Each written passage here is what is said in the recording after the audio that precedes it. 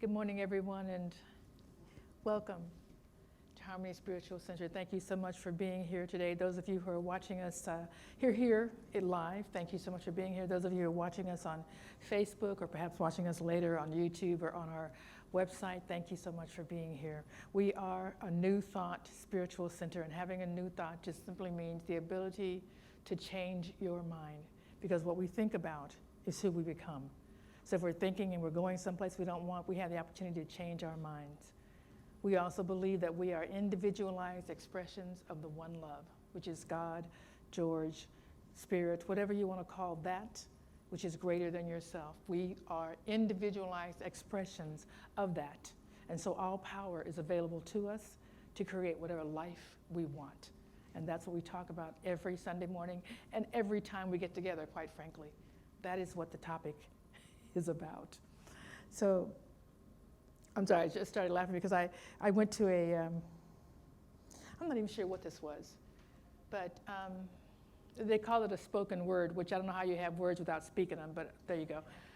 It was a spoken word and some music playing along, and every time the gentleman made a point, he would say, "And that's what time it is." So that, I don't know. So that just kind of went through my head, and it made me laugh every time he said it, so it was just very funny. But that is what time it is for us, that we just think about how we want to live our lives. And so today, last week we talked about up until now. That was the title, Up Until Now. And that is just simply a way in which we make a space in our minds to change our minds. Because sometimes something is so entrenched in how we think and how we've been that it's difficult for us to see a way out or to see a way to do something different. If we give ourselves just a little bit of space and say, well, I thought that, or I was that way up until now. And that gives you a space to open up and decide to do something different. So that's what last week was about. This week we're talking about we are who we think we are. Thoughts are things, and we become who we think we are. Our thoughts create our reality. And so we just want to take some time to examine our thoughts, because we're thinking all the time, right? We have a brain, and it's wonderful, and it's miraculous, and it does so much, and just thoughts are running through our heads all the time. And there's a lot of thought that runs through our head that has nothing to do with who we are right now, but it has a lot to do with the traumas that we've survived as children. And I don't know a grown-up who has not had some sort of trauma in their lives. And when I say trauma, I don't mean that it has to be something that the rest of us might consider horrendous or whatever, but for you, it doesn't matter. It's just for you, whatever. And I think seriously, for my daughter, because she's very tender, I think I was traumatic for her. I really do, because I'm very straightforward and very, hey, stop that nonsense, whatever it is. And I believe that looking who she is knowing her now as an adult, and she's very tender-hearted, and I didn't understand that as a young mother. I didn't. So I think I was a lot of trauma for my daughter. I do. So it doesn't mean that it's something negative. It just is. But the reason why I bring that up is for us to realize that we are calling in some things as we're living the way we used to be. And we're not necessarily thinking about who we are right now and letting go of what it was we were claiming before, who we thought we were. We can just change that at any time. One of the things I realized, I was on a Zoom call the other day, a couple days ago, and there was a woman who was on the call. And she is in New Thought, and we have crossed paths many, many times. And every time, most of the times when we cross paths, we're very friendly. Hey, how you doing? And we always make plans to do something, to get together, to take classes together, whatever it is. And yet it never materializes. Just never materializes. And I used to think, well, what's going on? But how come we never get together? Maybe she doesn't like me really. Maybe am I jealous of her? All this craziness going on in my, right? Going on in my head. How come it didn't happen because it didn't happen. Period. I have no idea what she's thinking about. I know that I like her. I like what she's doing. I like, she's a science of mind person, which is where I started, so I love that about her. She lives close. No reason for us not to get together. We simply don't. And I don't know if it's just our timing or what we're doing in our lives. Who knows? Who cares? The thing is that if it's important enough, and we both want to do it, we'll make some time. We'll figure it out. But the fact is, life is busy. How many people are vying for your time every day? Every day I think about, Monday's supposed to be my day off. How many times do I get Monday off? Probably never. I always, right? Oh, I'm off, I could do that. Oh, I'm off, I could do. There's never a day because we're just busy. So we don't have to be putting things on whatever is going on. I don't have to imagine she thinks this or he thinks that. It doesn't matter what they think. What matters is what you think. What matters is what you think. And here's what I really believe is true. It's certainly true for me. I think that we are taking on and living through the stories that we continue to tell, a life that really we can let go of. I have so many friends, clients, people that I associate with who have had sexual abuse in their lives. And not just women, sexual abuse in their lives. And they have shame and guilt and fear and all kinds of things around it. And this is something that happened to them as children and as adults, still holding on to it. And every time I talk with them or share with them stories, whatever it may be, they just think, oh my God, why am I hanging? That is not true. You're right. That isn't true. It's because we simply don't take time to look at and think about what we're claiming from before. Because what we think about is what we become. It's who we are. It's our reality. So if we see ourselves as a trauma victim, that's what we are, right? But if we see ourselves as, and here's one of the things that I know, whatever it is we're claiming because of the law of attraction, all the information, all the people, places, people, circumstances, or whatever that are in line with that thinking will show up and support that, whatever that is, that occurs. So one of the thoughts that I had years ago, I don't have it now, but I did have it for a long time, was that I wasn't smart enough to get a degree, to go to college. I didn't have enough money, and I wasn't smart enough anyway. If I had enough money, I wasn't smart enough. Well, I had a couple of friends that said, that's ridiculous, knock it off. I'm taking you by the hand, and we're going to go and enroll you in a free college. And I'm like, what are you talking about? There's no college that's for free. Because I'd never heard of community college, never heard of it.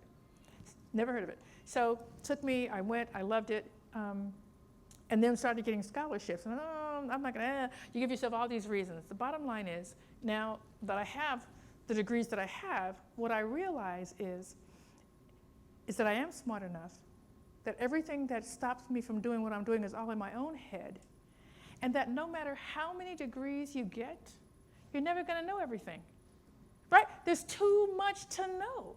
What I know is that what I decided to focus on, which is the prospering power, the power of unconditional love, that is what I have passion about. And everything in my life points to that. Everything in my life supports it. It brings me new information about it. And that's what I want to share with you all the time, is about unconditional love. Because it brings power in your life. It transforms everything. It heals everything, including your own heart. It is the one thing that that's what God is. God is unconditional love. We are individualized expressions of God. So that means we have that within us. But what we don't do is love ourselves unconditionally. We don't do that. And you can't love or give anyone something you don't have. If you don't know it, you can't share it. You really can't. You think you are, but until you love yourself, and you heal yourself, you love the past, you love yourself as you were going through the trauma, you love yourself now where you are, you love yourself wherever you are going. Until you love all of you, you will never be able to love everybody else. You can't. So the point that I want to make this morning is, what are you saying to yourself? What are you saying? And the more that I think about and work with and work in that field of unconditional love and what that takes to do it, the more information I get.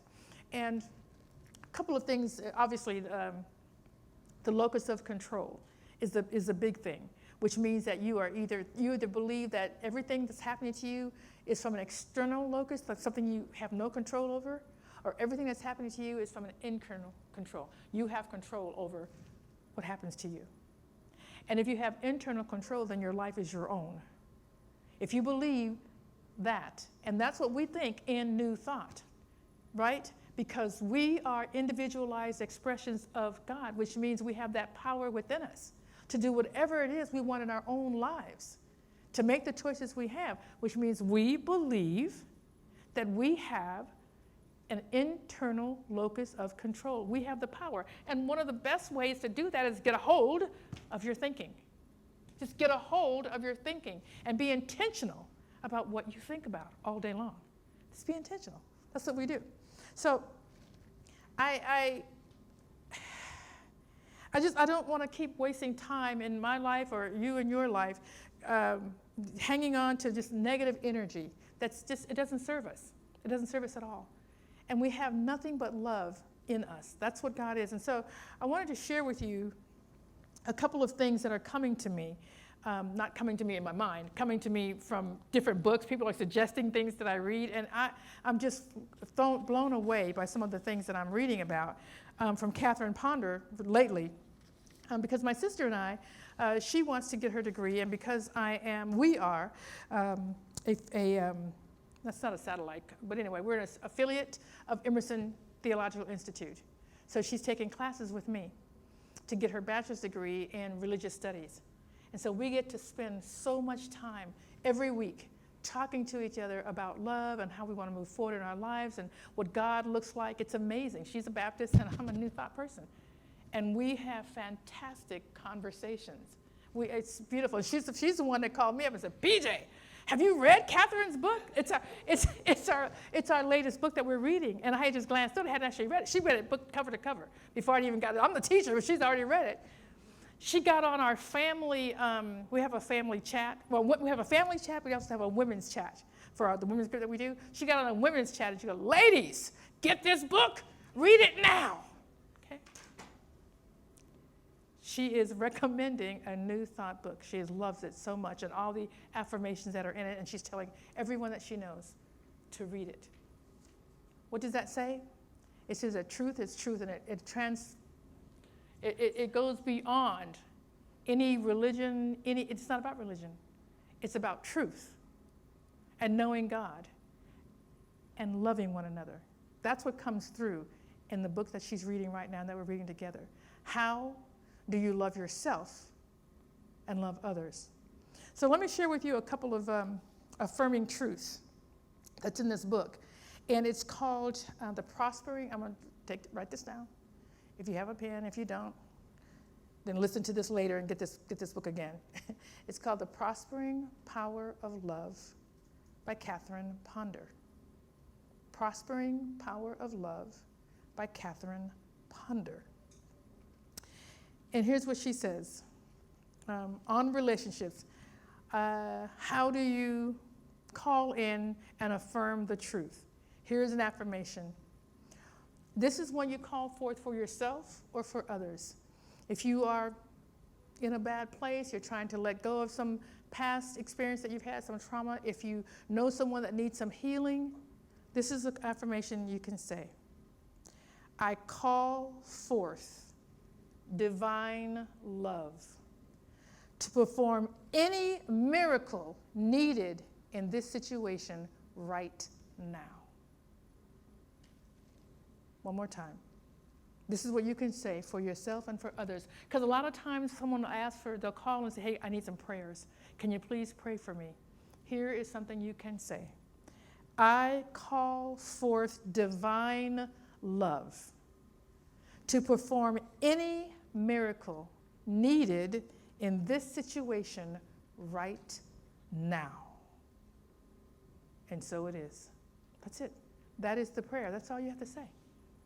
That is the prayer. When someone calls up and says, hey, my heart's hurting, my relationship, whatever it is they're saying, that's a prayer you can say. So you're already equipped to help others. Because that's what we do, right? That's what love does. Yeah? Isn't it what love does? Isn't that what we want to do? We want to heal the world, heal ourselves, heal the world, help everybody. That's what it's about. That's how we get to do it. Here's another one that she talks about. Who in here has ever had, I know none of you, because really, we're all one love and God is, and we believe that. But who in here, if there's any of you, have had relationship issues? Is there, okay, possibly a few, maybe, I don't know, just saying. Okay. Me having been divorced twice, I think I can say that I definitely have had that, and just claiming or just letting you know about what's going on with myself and my daughter. We have a great relationship, but I really think it's because of her forgiving nature and her inability to face the truth. So,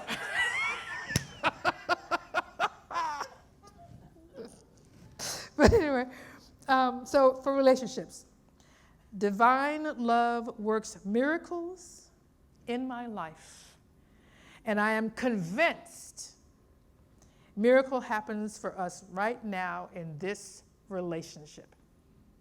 Okay?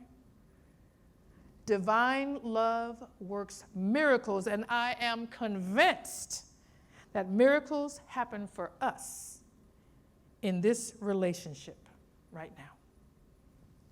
That's it. That is it.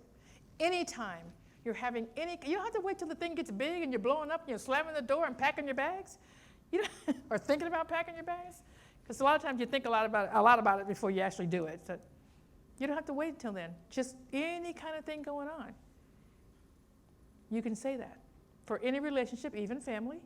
Yeah, even family. Yeah, even family. You can say that. And another one, just final one I'm going to show you, but there's a whole lot in that book. I just picked out 3 that I think are the things that many people can relate to. Relationships, trying to pray for someone else, and then financially. We're just all thinking about that. And we know we are individualized expressions that love God is abundant. And yet for the things that are going on in our minds that we were raised with, it's hard to call in. You talked about it earlier. Do we want quantity, quality? And to me, why can't we have both? Why can't we have a quantity of quality things? There's no this or that. There is all. We can have it all. It's the limitations in our own mind about what is, what is the word? I mean, it's just like you're being selfish. You're asking for too much. I remember, I'm going to come back to this financial thing, and I've shared this with you before, but I'm going to share it again because it was a very powerful dream that I had, and it constantly is with me when I want to think about the gifts that I have and what I want to use. So I had this wonderful dream, and it was pitch black, just very dark. The sky was really dark and just sprinkled with stars. So it looked like diamonds on a black velvet. And I was in some sort of, it looked like a football stadium, but it was some sort of field, because the field was lit up, and it was green. And there was nothing but just all of us, just a lot of people, just a crowd of people in this field. And we're looking up at this beautiful star that's getting bigger and bigger. And we realize it's actually something coming towards us.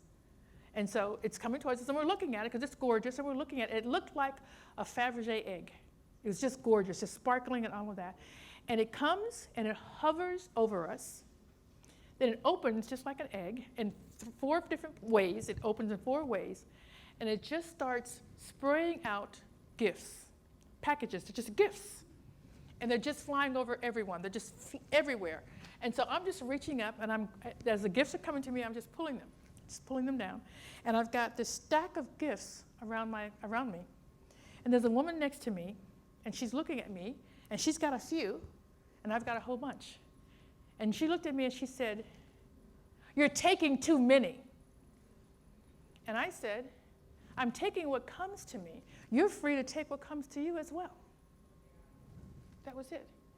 That was the dream. And what it said to me is that Spirit gives us all the gifts we want. We take what we feel like we deserve. You can take all the gifts coming your way, or you can limit what comes your way. Do you understand that? That's what it means. So whenever I see myself shutting down on a gift, "Oh, you're already doing too many things," and they're all my gifts, though. They're mine to use. I don't need to shut it down because I think I have too many, I think I'm doing too much, or someone else thinks I'm doing too much. That's really where it comes from. Other people thinking, "You're just doing everything." Yes, I am. Yes, I am. Because I can. Because that's what Spirit gave to me, and I'm using it. That's what we get to do, right? That's the message. So all I'm talking about is what you think about yourself, is what you become, and it's what you can offer others. Do you understand that? What you feel about yourself is what you offer others. If you feel good and kind about yourself, you can be good and kind to other people. And I think about this when I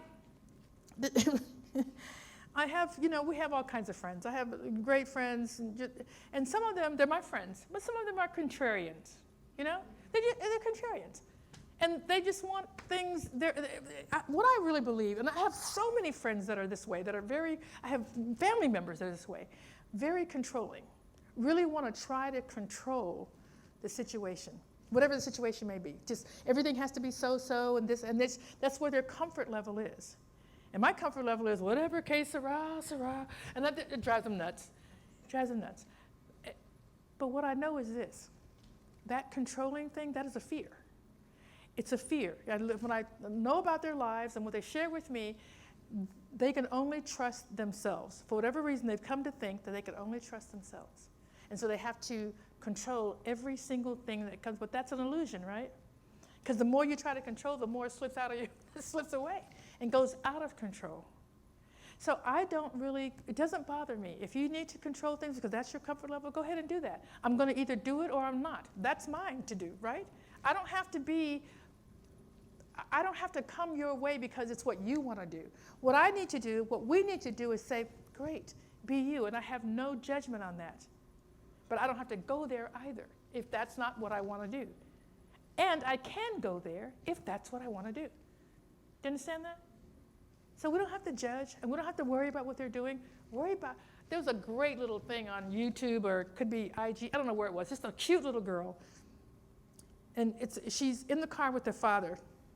Father's looking back, and she's trying to buckle her little seatbelt. She's in a chair, the car seat, and she's trying to buckle it. You know how kids are, they're grown and now they want to buckle it. And the dad's looking back, and he says, hey, baby, do you want me to help you with that? And she said, you worry about yourself. You worry about yourself. And she went to work, and she got it. She finally got it. But that's what I say. Just worry about yourself. You don't need to worry. You don't have to worry about anybody else. Worry about yourself, all right? That's what life is about. It is. And once you have yourself and who you want to be all squared away, you can relax and let everybody be who they are. That's what unconditional love is all about, yeah? Loving everybody exactly as they are. Not how you want them to be, but how they are. How they are. That's what love looks like, yeah? So love yourself. What you think about yourself is what you become, and it's what you get to offer others.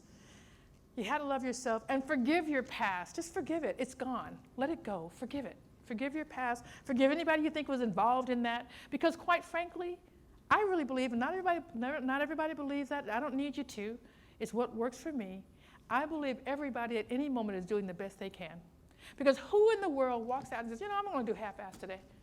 I'm not going to do half it. I'm only going to half. I'm not going to do my full. Everybody is doing the best they can at every moment. So I don't need to be upset, neither do you, about how they're showing up. They're just showing up the way they need to show up in this moment.